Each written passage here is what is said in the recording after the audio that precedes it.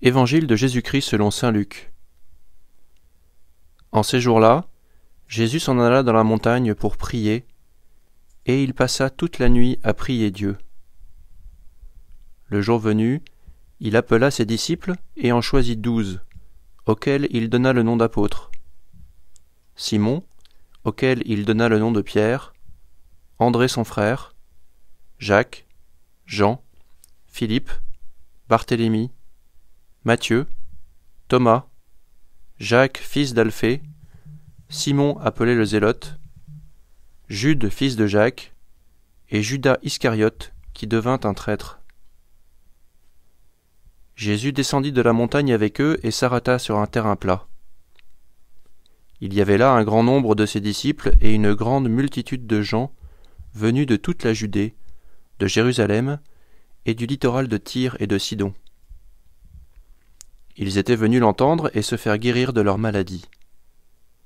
Ceux qui étaient tourmentés par des esprits impurs retrouvaient la santé. Et toute la foule cherchait à le toucher, parce qu'une force sortait de lui et les guérissait tous.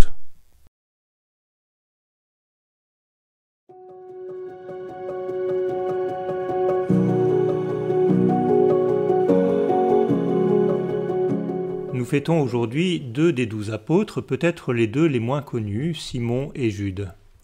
En réalité, de ces 2 hommes, nous ne connaissons que ce passage de l'Évangile où ils sont appelés pour être avec Jésus et institués par lui apôtres. On aurait pu penser que, une fois appelés, ces hommes seraient partis et auraient accompli un certain nombre de hauts faits. En réalité, le mot apôtre a beau vouloir dire envoyé, ces hommes restent auprès de Jésus pour assister à ses miracles et à ses enseignements. Un peu plus tard, ils partiront en mission, mais mission qui sera très brève.